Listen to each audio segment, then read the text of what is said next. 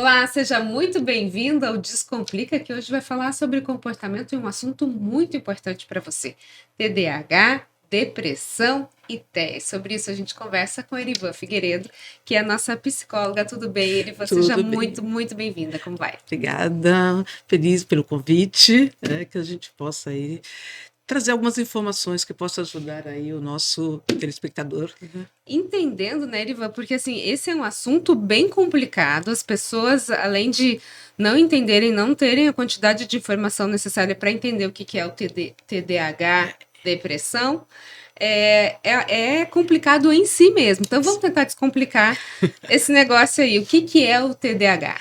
TDAH é o transtorno de déficit de atenção e hiperatividade. Tá? Ele é um transtorno neurobiológico e sofre a influência aqui do córtex pré-frontal, que é essa parte aqui do nosso cérebro que ajuda a gente a ter o nosso controle inibitório, controlar ali as nossas emoções, aqueles comportamentos inadequados, né? Por que criança e adolescente é difícil ter? Que ele não desenvolveu o cérebro do adolescente, né, da criança, só aos 24, 25 anos, que está completamente desenvolvido.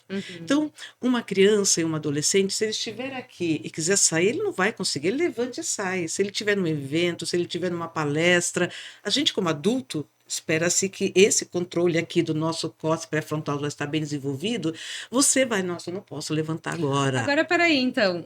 O idoso, terceira idade, perdeu, né? Porque a gente fala que não tem filtro. O que acontece? Depende, demência. Meu Deus! Não, dependendo, lógico, quando chega aquele extremo, né, que aí já entra outra linha, que é o lobo temporal aqui do idoso, ele perde. Nós temos algum tipo de demência, né? A demência ali, que é do esquecimento, a memória, e temos aquele que realmente perde o filtro. Então, aquele que é inconveniente, que fala muita besteira. O início de Alzheimer, às vezes, você vai perdendo o filtro. Então, tem isso, né? Tem aquelas pessoas também, gente, que assim, sempre apresentaram algum comportamento Já não muito nasceram sem legal. filtro. E quando envelhece, as pessoas falam, nossa, tá envelhecendo. Não, sempre for assim. Apenas com a idade, os comportamentos vão se tornando mais intensos. Isso a gente percebe assim no longo da sociedade, né? Por exemplo, num casamento de anos, você percebe que as características elas ficam mais fortes, Sim, né? sim. Na verdade, assim, aquele que já era um pouco teimoso fica mais teimoso. Vai Quem se é mais tornando. devagar vai ficando mais devagar. Quem é muito rápido parece que Sim, acelera mais, né? sim, porque isso tem uma explicação, né? A neuropsicologia fala muito sobre isso, explica muito. Nós vamos perdendo ali a nossa capacidade de tomar decisões. Então, quando às vezes o idoso tem mais dificuldade em ter acesso a novas informações, o aparelho novo, isso realmente é mais difícil. Nós vamos perdendo ali essa capacidade. Então vamos voltar aqui para o nosso complicado TDAH. Qual é a causa, sintoma e como é que a gente pode diferenciar isso de um processo de depressão? Tá, vamos lá. A depressão é uma doença, ela tem tratamento. O TDAH, não. A pessoa nasce com TDAH, o que ela vai aprender ali durante a vida é controlar aí o seu comportamento, né, através de um autoconhecimento. Então, Tá. e tem níveis de TDAH, certo? Algumas pessoas precisam tomar medicação. Ah, é? Sim, né? Aí nós temos aí os Ritalina da vida, os Vivance, o Concerta. E é impressionante a diferença quando se faz o uso de uma medicação, como muda o comportamento da pessoa. Então, por isso que é importante a gente entender o que é para fazer um diagnóstico preciso para poder dar qualidade de vida para essa pessoa, né? Exatamente. Por quê? Um TDAH não diagnosticado, não tratado, não tendo aquele olhar na infância, quando adulto, é muito mais complicado. E quais são os sintomas, então, e em que momento é específico para se fazer esse diagnóstico? Então, tem alguns comportamentos, né? Ok. Tem ali, vamos pensar assim, né? Até trouxe aqui a cola. Quando o bebê é um bebê difícil, aquele bebê que chora muito, tem dificuldade no sono, aquela criança mais agitada que uma outra, Que não dorme que não muito. dorme, Ok, entendi. tá? Que tem alguma dificuldade, às vezes troca o sono pela noite, sabe? Tem aquela dificuldade de adaptação, já é um sinal. Tá? Tá. Na fase escolar, ela vai ter uma atividade aumentada, então vai ser aquela criança mais agitada, mais hiperativa. Temos só que tomar cuidado, porque ele fala, hoje tudo é TDAH. E o que a gente vê são crianças sem limite, Sim, tem a questão da educação. Tem a Isso. questão que na minha época a criança corria, agora é ficar sentado, Não vai tem gastar energia energia. como, né? Exatamente. Então, nós temos que estar atento, porque às vezes eu sou procurada para fazer avaliação, porque a criança não para quieta, a criança isso, aquilo. Gente, é uma criança normal. Uhum. Não tem o TDAH. Só que também tem aqueles pais que às vezes têm a necessidade de ter um diagnóstico, né? Mas aí Procura é uma outra doencinha. história. E a É gente tem que outra. tratar o pai e a mãe, né? Melhor. Deixa a criança em paz e faça o tratamento você. Exatamente. Tá? Na fase escolar aí nós temos a questão da presença ou não hiperatividade, certo? Nem todo TDAH é hiperativo. O que que seria hiperatividade? Aquela Aqui, ó, pessoa que assim o fica, tempo inteiro? sabe, no mexe, tá aqui, tá baixando, mexe, tá olhando. Ela não consegue, está falando com você, tá olhando aqui, tá mexendo ali. É uma criança que ela não consegue ali focar, ter atenção. Então, a professora está dando aula. Ela mexe, tá mexendo com o outro, tá jogando um papelzinho, levanta, pega a caneta de um e não sei o quê, sabe? É aquela que. Inquieta, É, desesperadoramente inquieta. exatamente. É. Certo? E na adolescência, a inquietação dele é mais consistente, né? Não consegue ter foco, certo? Tem a dificuldade na memória da escola. Então, o TDAH, aquela memória de curto prazo que a gente fala, certo? Ele presta ali, olha, ele não lembra depois, geralmente tem a ver, porque tem a ver com os neurotransmissores. Então, né? Isso não tem a ver com alimentação, Não. por exemplo, da gestação da mãe, nada Não, disso. alguns fatores, tá? Então, existe ali alguns riscos, vamos assim dizer. Uma criança prematura, uso de substância na gestação, Tu falou de narcótico, álcool, droga. isso. Eu não vou nem para isso. Já o álcool e o cigarro já têm uma Já influência tá. muito grande. Ah, Tá? A exposição a chumbo, algumas substâncias assim mais pesadas, isso interfere e a questão genética. é hereditário? Exatamente. Existe o estudo, né, tem muito estudo, mas o que se sabe é que os filhos os pais de crianças e adolescentes com TDAH, também têm. Então, já quase assim, sabe, lógico, para todos está a regra, se não me engano, acho que é 50%. Né? A criança tem TDAH, ou o pai ou a mãe tem um TDAH. A não ser que tenha acontecido alguma coisa aí durante a gestação, como eu te falei. Sim, um fator externo, né? Exatamente. Tá? Então, antigamente falava-se, teve uma época, pesquisa, que se a criança começasse a tomar muito açúcar, ficava mais agitado. A gente sabe que o açúcar faz mal, mas não provoca TDAH. Uhum. Tá? Então, essa teoria já não existe mais.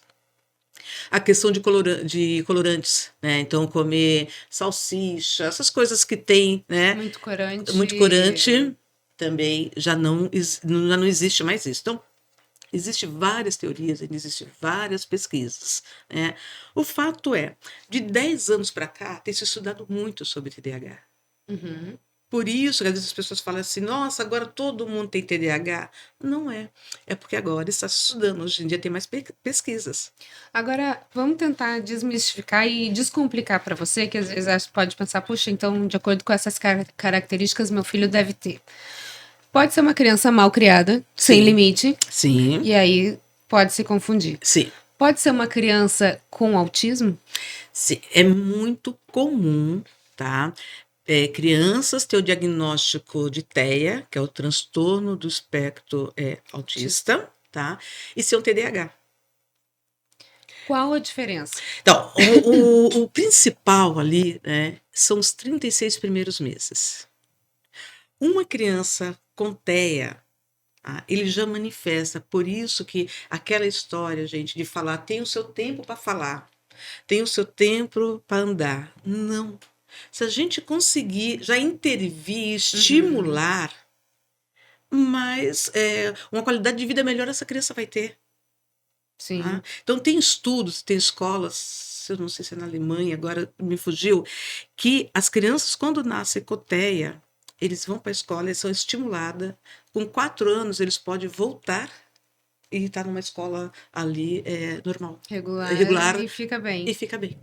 Porque é o estímulo. Então, uma criança, por exemplo, qual que é? Aquele bebê não faz contato Visual. visual. tá? Aquela criança que você coloca ali, nossa, meu filho é um anjinho, é quietinho, não dá trabalho. Gente, um bebê, né? Ele vai chorar, ele vai resmungar, é um bebê. Agora, não seja mãe louca, né? Se o bebê chora, ele tem TDAH. Se o bebê não chora, ele tem TEA. Meu Deus do céu. Não, Existe um bebê normal. não, sim, mas aí por isso é importante procurar profissionais, Sim. né? Um bom psiquiatra, certo? Pediatra, psiquiatra não, um bom pediatra que possa estar acompanhando. Então, os 36 meses, ninguém se torna TEA, a pessoa nasce. Sim. Tá? Então, tá ali, com 6 anos, tem alguns comportamentos, mas não teve nada que chamasse atenção. Nos 36 primeiros meses, não pode ser ali caracterizado TEA. Tem alguns. Agora, o comportamento do TDAH, por exemplo, uma pessoa inquieta, tá sempre assim, né? Tá conversando e tá batendo aqui, tá batendo, ou tá no pé, né? Lembra que eles ficam com o pé mexendo o pé? Se eu falar para você, para de mexer o pé, ele consegue parar. O TDAH tem esse domínio sobre o corpo. Depende. Por exemplo, o TDAH, ele é no nosso cérebro, né, no nosso consciente. Então, por exemplo, vamos supor que eu tivesse, só que se eu sei, se eu estou no local, se eu cruzar as pernas, eu vou ter o controle melhor. Então, o TDAH, por isso é importante a terapia. Você vai aprender, você vai se conhecer, vai identificar quais os comportamentos que possam te trazer algum prejuízo. Tá? E aí você vai conseguir administrar. E o importante, o TDAH, ele tem que ter prejuízo. Na criança, no mínimo em 2 ambientes. Tá? Então, veja bem. Se o problema é só na escola, em casa o menino se comporta bem, em ambientes sociais também se comporta bem. Troque de escola, pelo amor de Deus. Exatamente. O problema é na escola. Tá na escola. Se na escola a criança se comporta bem, se em eventos sociais a criança se comporta bem, o menino é terrível só em casa, né?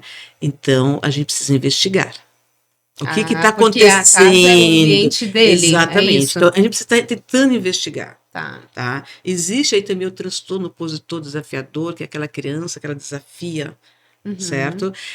Mas aí já extrapola. Tem aquelas crianças, você já viu aquelas crianças que elas não têm medo de adulto, elas te olham e te encaram, né? Que geralmente a criança vai chamar atenção, elas, né? Não, tem umas que te encaram e 5, 6 anos, né? E elas não têm medo. Então, ali você já vê a postura daquela criança. Ela não respeita pai, não respeita mãe, não respeita professor, não respeita ninguém. Essa criança, se não tiver ali, colocar os limites bem claros e bem definidos, que adolescente vai ser? Agora, ok, mas aí qual é a diferença? É isso que a gente está tentando descomplicar para você, que pode estar confuso nessa situação. Em que situação são limites de educação? Porque hoje, vamos combinar, né, Erivan? Falta muito pai e mãe botar a criança sendo filho, porque vira amigo, vira até pai do pai, domina a casa. Então, assim, tem situações de educação e aí tem situações de doença, né? Sim. Trazendo prejuízo?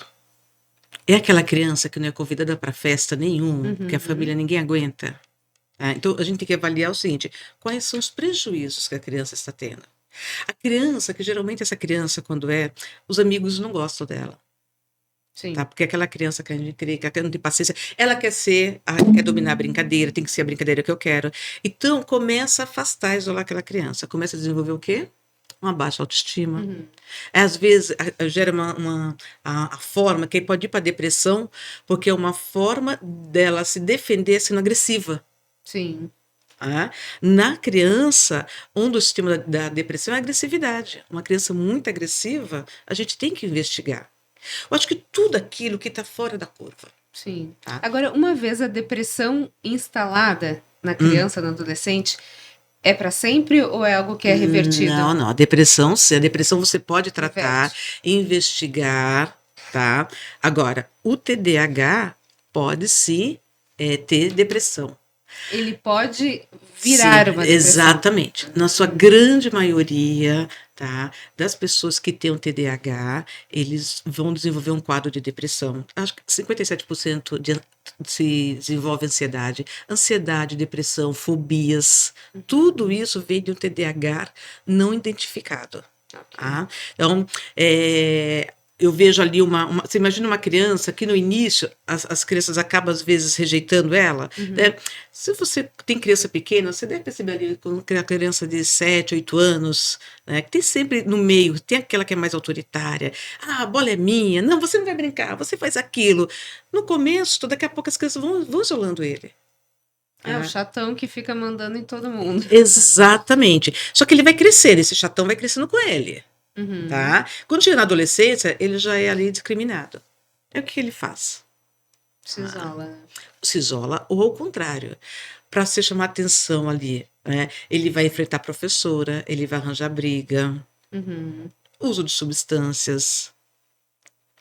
Na verdade, a gente fala muito, né, dessa questão do cuidado com o adolescente, quando você vai falar, por exemplo, no uso de drogas, mas, na verdade, alguns sinais, eles já aparecem na infância, né? Sim. Por isso que eu falo que, assim, a gente precisa ter, os pais em casa, né, eles precisam ter um olhar cuidadoso para o seu filho. Não é você dar comida, da casa e da roupa. Sim. Né? Isso aí, assim, cá para nós, qualquer um faz. Exatamente. Né? Agora, assim, você educar, você entender, você chegar no coração da criança, entender o que está acontecendo, qual que é por que ela está procedendo daquela forma, né? Eu li um livro uma vez muito bom, me ajudou muito. Foi chamado Pastoreando o Coração da Criança, porque li vários, na verdade, né? Porque a minha primeira era punk, cara. Meu, não veio com manual, foi difícil. E aí, era impossível, a criança impossível. A segunda nasceu, eu falei, bom, já deu certo com a primeira, já sei como é que tem que fazer, vou fazer igual com a segunda. Apliquei a mesma fórmula, foi um desastre. Não funciona. Primeira vez que eu cheguei, tenho duas, né? A Luísa tinha que ser filha. Não! Porque a primeira vez, não faz. Montou em mim. Aí eu falei, não vai dar. Bonitinha, mas... Aí eu falei, não! Tá bom, deu certo, não. Aí nasceu Juliana. Primeira birra da Juliana, não! A menina desmontou. Eu falei, vou quebrar a menina com um mão desse. Então tem que entender que cada filho é de um jeito, mas você precisa cheirar o seu filho. Sim. Você precisa sentir ele, né? Até hoje, né, eu tenho 3. A forma que eu falo com a minha filha mais velha, eu não posso falar com a minha filha mais nova. Não dá, não é a mesma linguagem. Cada a filha mais nova, se eu tiver que esculhambar com ela, já tá aqui na minha casa, não sei o quê. Imagina o que faz com a minha filha mais velha. Ela vai sentir, nunca mais volta. Não, mais nova, daqui a pouco não tem mais nada não aí, entendeu? Então, eu falo, é muito cara de pau. Sim. Agora, eu faço uma pergunta, né? Quem é pai? Você morreria pelos seus filhos? Sim. Você morreria pelos seus filhos? Você vive pelos seus filhos? Exatamente. Então, muitos pais morreriam pelos filhos. Mas quantos vivem pelos seus filhos? E isso, gente, engloba muita coisa. Engloba o autocuidado. Engloba você cuidar da sua vida. Porque uma mãe e um pai bem estabilizado, bem centrado, conseguindo administrar. Perfeito não tem, tá? Olha, basta ser filho para reclamar e basta ser pai para estar errado. Não tem perfeito. Tá? Não tem. Se você conseguir administrar, vamos mudar, né? Se você conseguir administrar suas emoções, você vai ser uma boa mãe. Você não vai, porque o que acontece também, né? Que nós temos 2 extremos. Isso que você falou de mãe, filha virar amiga de mãe, gente, é o que eu mais pego no consultório. E elas querem morrer quando eu falo, mãe não é amiga de filha. Mãe é mãe. Mãe é mãe. Você pode ser uma mãe amiga. Agora, quando amiga chega mãe não rola. Primeiro a minha melhor amiga é minha filha. Minha melhor amiga é minha mãe. Nossa, já até eu falo, tem trabalho. Eu vou ter trabalho, porque não existe isso, gente. Então, nós temos 2 extremos, aqueles pais, né, aquela mãe que quer viver a vida dos filhos, e tem aqueles que dão tudo para compensar a ausência. Então, são pais que não sabem o que o filho gosta, não sabem as amizades que os filhos têm, não sabem o que acontece. Eu atendo adolescente que tem situações que eu falo, que pena dos pais, nem imagina o que está acontecendo na cabeça do adolescente.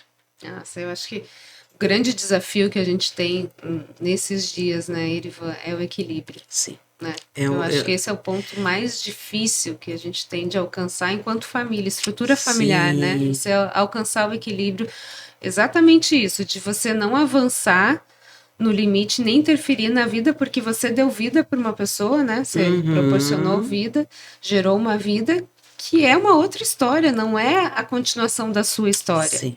Né? Então, mas, geralmente, essas mães que querem ter ali, viver a vida das filhas, ou ser a melhor amiga da filha, são aquelas mães que tiveram conflito com as suas mães. Então, na cabeça Faz delas é diferença. assim: eu vou fazer tudo diferente. Né? E elas tentam fazer tudo diferente e dá errado. Então, lógico, algumas coisas vocês vão acertar, outras não. Gente, os meus pais, seus pais eu não sei, mas os pais dos seus pais não tiveram internet, não tem a literatura hoje que você encontra em qualquer livraria, em sebo, onde quiser, você tem acesso à informação. Nossos pais não tiveram. Eles fizeram o melhor que eles podiam fazer. Sim. Tá? Então, faça o seu melhor. Estou fazendo errado? Vai buscar ajuda, busca orientação, busca um aconselhamento. O que eu posso fazer para me tornar uma mãe melhor?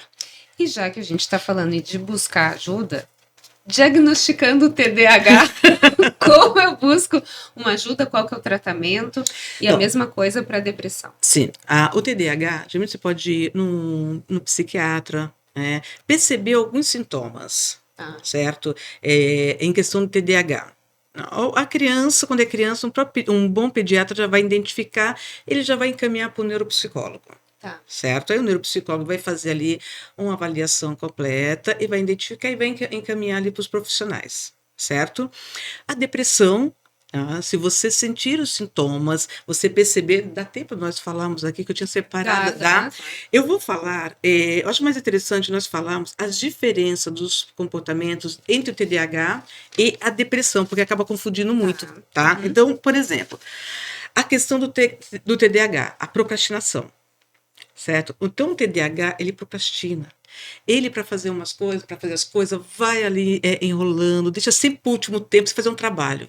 Nossa, só vou entregar semana que vem. Ele vai deixando, vai deixando, vai deixando, e está no último minuto do segundo tempo, de noite, e está lá, mãe, me ajuda isso aqui, mãe, traz aquilo, eu tenho que fazer para entregar. A pessoa que está deprimida, não. Ela não faz porque ela não tem energia para fazer. Ela não consegue fazer. Nada mais anima ela. Tá? A questão da desorganização. O TDAH, as coisas são desorganizadas porque ela esquece. Tá. Certo? Mas tu pode ter um TDAH extremamente organizado, não? Então, Difícil. aí pode ser que tenha alguma outra, que geralmente o TDAH sempre com alguma comorbidade. Não sei se de repente tem. Será que é TDAH ou toque? Entendi. Entende? Então, tem que estar investigando. Então, tem geralmente, né, o TDAH é desorganizado, ele larga, ele esquece, porque perde muitas coisas. Gente, vai perder a chave, onde que está a chave? Perder cartão de crédito, sai, vai na padaria, esquece o dinheiro, volta para pegar porque esqueceu. Entendeu? As pessoas com TDAH, elas têm muita oscilação de humor. Então elas mudam de humor, tá feliz, alegre, para daqui a pouco tá triste, tá com raiva, oscila. Qual a diferença do bipolar aí? Então, só que aí nós temos o bipolar, tá? Euforia, mania e hipomania. A euforia e a mania, vou pro extremo, tá? Que assim, o bipolar, dois polos. Vai da mania, que as pessoas acham, mania, não. Mania para psiquiatria é um aumento de energia.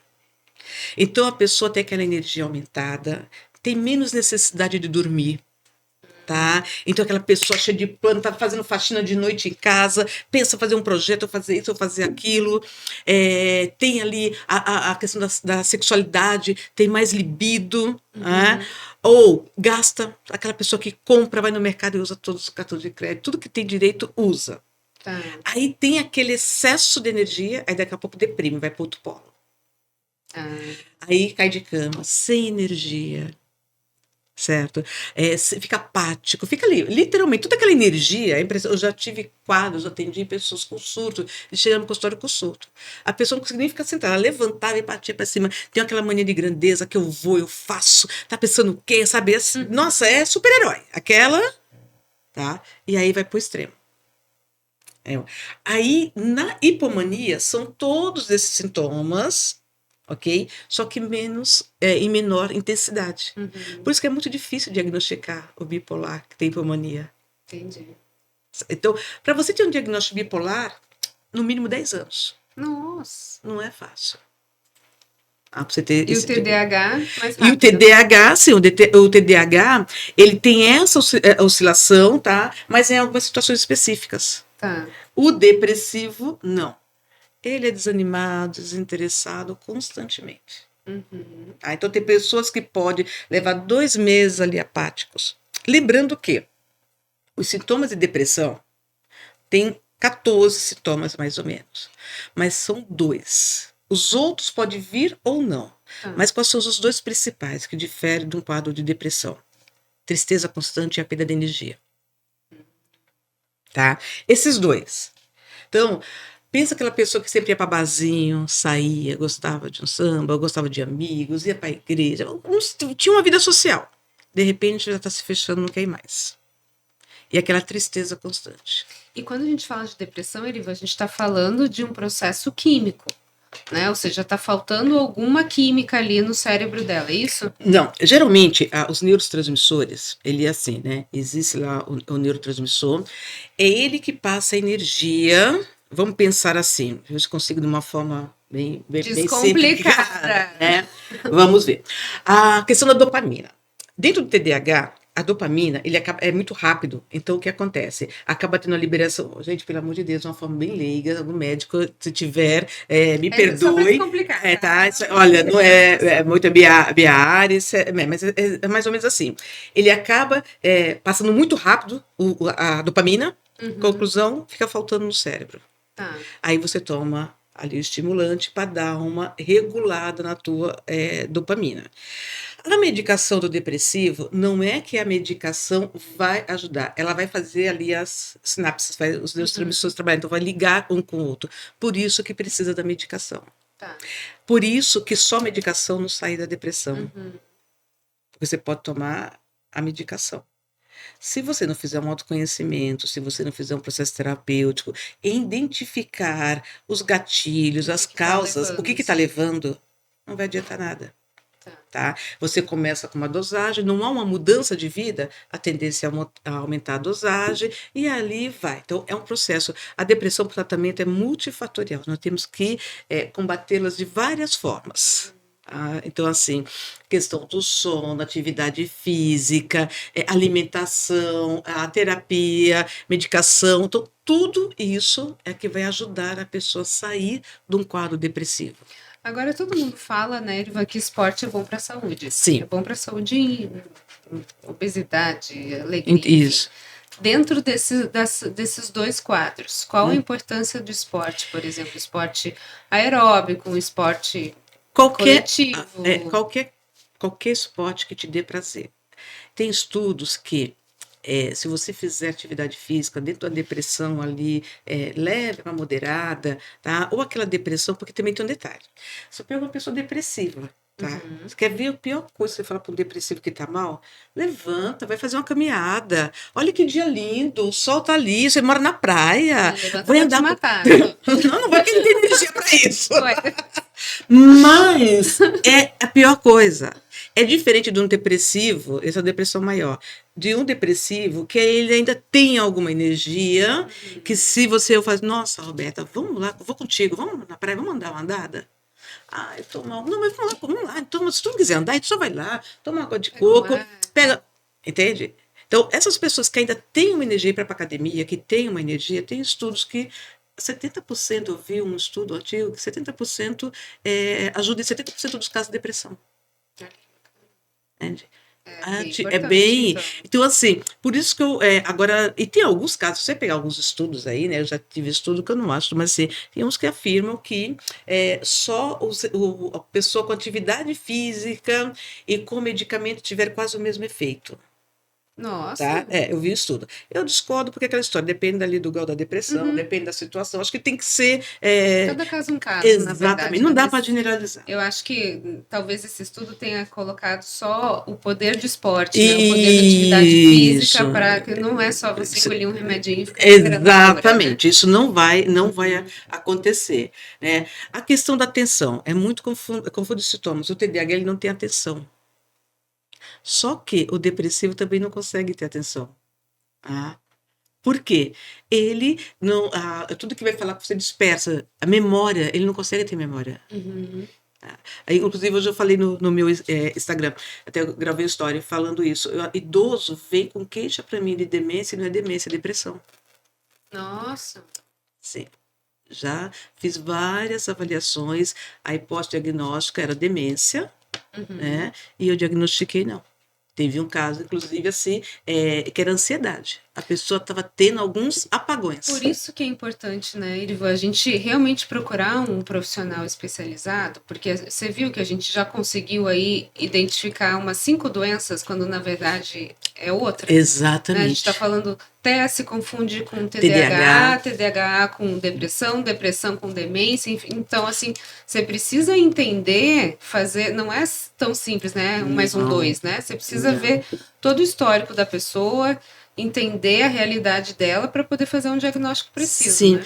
E o TDAH, complicar, não posso complicar. Tem que se complicar, tem que complicar. É muito comum também uma criança com TDAH vir ali com uma hipótese de DI, que seria o quê? A deficiência intelectual. Aí, ó, mais uma. Mais uma. Também já teve casos de a mãe me procurar, porque a escola, inclusive, meio que sugeriu que a filha não estava acompanhando, né, ali a classe. E essa mãe veio, fez, certo? Só que a inteligência da criança deu, inclusive, média superior.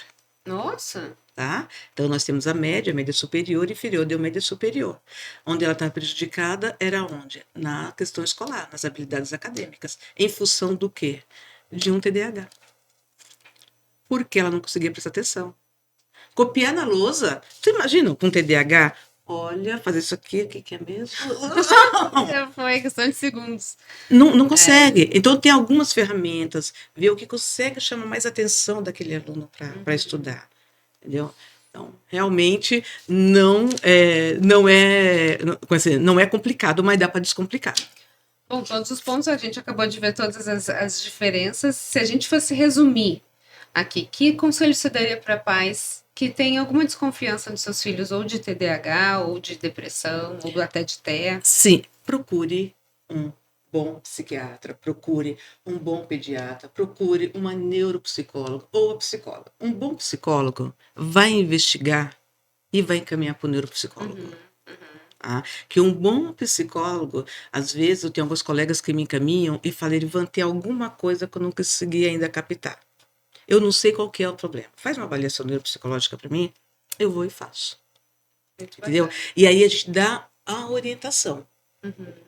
Então, essa conscientização dos pais, né? Quanto mais honesto e quanto mais os pais conseguirem enxergar aquela criança como ela é, e não que eles gostariam que ela fosse, faz uma diferença. Irivan, muito obrigada. Eu que agradeço. Acho que foi bastante esclarecedor. Eu espero ter descomplicado. Descomplicou a vida de muita gente. Só queria encerrar relembrando uma frase que você trouxe, que para mim acho que foi a frase mais importante da noite, né? Você morreria pelo seu filho, mas será que você vive por ele?